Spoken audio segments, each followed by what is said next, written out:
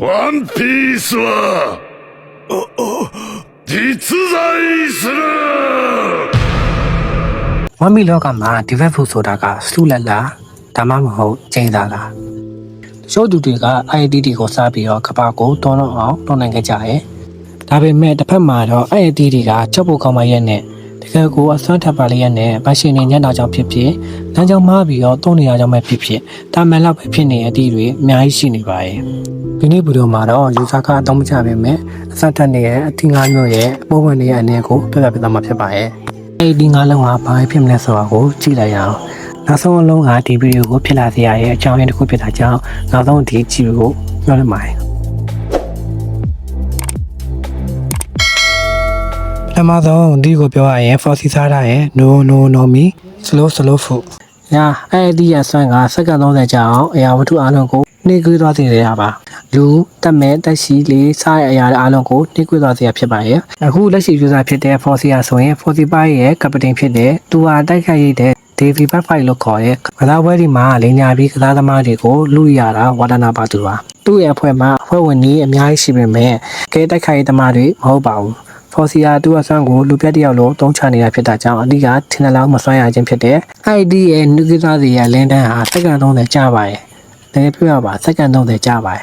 တကယ်လို့ဒါသမားပညာရှင်တယောက်ကဒါရန်သူကိုစက္ကန့်30ကြာအောင်နှိကွေးသွားအောင်လုပ်ပြီးတော့အဲ့ချိန်တွေအတွင်းမှာရန်သူကိုအပိုင်းပိုင်းဖြတ်ဖို့လုပ်ပါတယ်အရှင်အဟုန်ကိုအားကိုးပြီးတိုက်ခိုက်တဲ့တက်ခိုက်သမားတွေအတွက်ဒါကအလွန်ကောင်းမွန်တဲ့အတီးတစ်ခုဖြစ်တဲ့အဲ့ဒီဒါ Foxy မှာကမရှိရင်အရင်ကိုအဆန်းထွက်နိုင်တဲ့အတီးတစ်မျိုးဖြစ်ပါတယ်ဒုတိယအတီးကတော့တော်နော်မီတော်ဖူဒါကတော့စားသုံးသူကိုတကားတွေဖြစ်ဖန်တီးနိုင်တဲ့အဆွမ်းဖြစ်ပြီးတော့ခုလက်ရှိဘရူနိုကစားတာဖြစ်တဲ့ဘရူနိုဟာကမ္ဘာအစိုးရရဲ့ထောက်လိုင်းရေးအဖွဲ့စီဗီနိုင်အဖွဲ့ဝင်ဟောင်းတဲ့ဖြစ်ပြီးတော့အခုတော့ CBC ကိုစင်ကိုတက်လန်းသွားပြီလို့ယူဆလို့ရရဲ့သူကထောက်လိုင်းသမားဖြစ်တာကြောင့် IAD ရဲ့အဆွမ်းကိုခိုးဝင်ပုံနဲ့ထပ်ပြတော့တာအတိကသုံးပါရဲ့IAD ရဲ့အဓိကကြောက်စရာအကောင်းဆုံးဆွမ်းကလေတကားတွေကိုဖန်တီးလို့ရတာဖြစ်တယ်လေတကားဆိုတဲ့အတိုင်းပဲလေကိုတကားအဖြစ်ဖန်တီးပြီးတော့တခြား dimension တွေကိုတော်လာလို့ရရဲ့အဲ့ဒီ dimension ကို Bruno ရဲ့ဒီတကားတစ်စင်တာဝင်ရောက်နိုင်တာဖြစ်တာကြောင့်ရန်သူကို dimension နဲ့ပို့လိုက်ရင်ရန်သူကအဲ့ဒီနေရာမှာတင်ထာဝရပိတ်မိသွားနိုင်တယ်လို့ယူဆလို့ရပါရဲ့ဒါအပြင်ဒီထက်ပိုကောင်းတဲ့လူလည်းလက်ထက်ရောက်သွားရင်လည်း teleportation တွေ support အထက်တင်နဲ့ရန်သူကိုအပေါ်အောင်မျိုးစုံကနေတက်ခတ်လို့ရတယ်လူပြီးတောင်းရပါတီးနဲ့မျိုးစုံချမ်းပြန်လာတာကြောင့်ယူဇာသားညံကောင်းရင်အနေအများဆုံးလူတစ်ယောက်ဖြစ်လာနိုင်ပါရဲ့ဒါဆိုကဆုနိုမီကတ်ကတ်ဖို့ဒီအတိကလိုရတဲ့မှာအဆန်းထက်တဲ့အတိဖြစ်ပေမဲ့ယူဇာကအသုံးမချတတ်လို့ဝိနည်းလို့ခံစားနေရတဲ့အတိတစ်မျိုးဖြစ်တဲ့အဲ့ဒီကိုစီဇာကစတာဖြစ်ပြီးတော့စီဇာဟာကပ္ပအစိုးရရဲ့တိဘက်ပညာရှင်ဟောင်းဖြစ်တဲ့ကဆုကိုစီနိုမီတီရဲ့အစွမ်းကစားသုံးသူကိုတန်းငွေတွေထိန်းချုပ်နိုင်တန်းငွေတွေအဖြစ်ပြောင်းလဲလို့ရတဲ့အတိဖြစ်တဲ့စီဇာဟာ ID ရဲ့အစွမ်းကိုတိုက်ခိုက်ရေးထက်စက်တက်မှုတွေပါပို့သုံးနေရကြောင်းမဆောင်မှုလို့ထင်နေရတာဖြစ်တဲ့စဉ်းစားကြည့်ပါလေထုတွေကအောက်ဆီဂျင်ကိုဖိထုတ်နိုင်တာဟာဘယ်လောက်တန်မာတွေပဲဖြစ်ဖြစ်အချိန်တစ်ခုကြာရင်အသက်ရှူကျက်ပြီးတည်သုံးနိုင်တဲ့အထီကိုကြောက်ဖို့ကောင်းပါတယ်လိုကီယာတွေကအသေးအဖြစ်ပြောင်းလို့ရတဲ့ကိုကိုတိုင်းမီကိုအဖြစ်ပြောင်းလို့ရတဲ့စမိုကာတို့တောင်ဖိုက်တာပတ်လုံနေတဲ့အချိန်မှာအောက်ဆီဂျင်ကိုဖျက်တောက်နိုင်တဲ့အသည့်လေထုကိုအစိမ့်ငွေတွေအဖြစ်ပြောင်းလဲနိုင်တဲ့အသည့်ကဝိနည်းလိုခံစားရတာကတော့အမှန်ပါပဲအမှန်အဆင့်ရှိသူတယောက်သား IT ကိုစားလိုက်ရင်တော့စောင်းဝမ်းကိုချက်တော့နိုင်မယ်လို့ကျွန်တော်ထင်ပါတယ်ဟိုလိုနော်မီဟိုလိုဖူဒီအဓိကတော့ပရိုနာကစားထားဖြစ်တဲ့ဒီအဓိကဆွမ်းကတရဲတွေဝိညာဉ်တွေကိုစင့်ခွန်နိုင်တယ်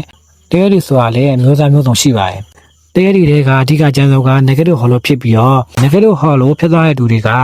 ကတည်ကျင်သိဖြစ်တဲ့အထိစိတ်သက်တည်ချထားနိုင်ပါတယ်မီလီ hollow ဆိုတဲ့ပောက်ကွဲစေနိုင်ပြီးတင်းငယ်တဲ့ဝိညာဉ်တွေကိုဖန်တီးပြီးတော့လည်းတိုက်ခတ်လို့ရပါသေးတယ်ပရိုနာဟာကျွမ်းကျင်သားသုံးနိုင်ပေမဲ့ခနာကိုအားနေတာကြောင့်ရော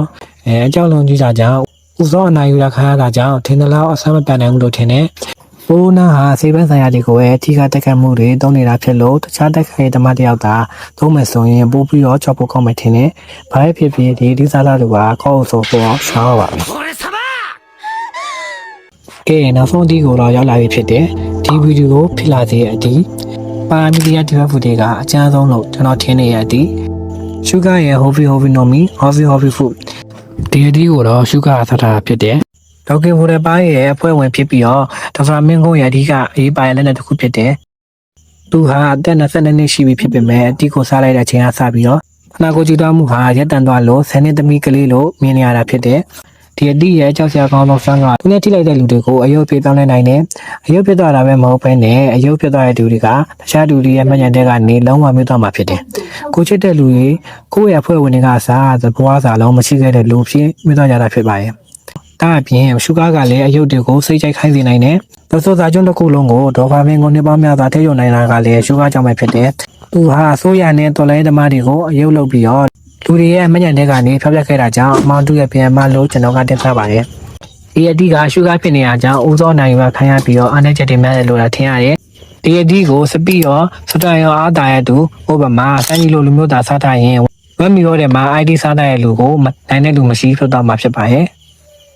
အငိုတယောက်ကိုတောင်းလက်သားသားပြီးအယုတ်ဖြစ်ပြောင်းလဲနိုင်ရင်အဲ့လူကိုမင်းသွားမယ်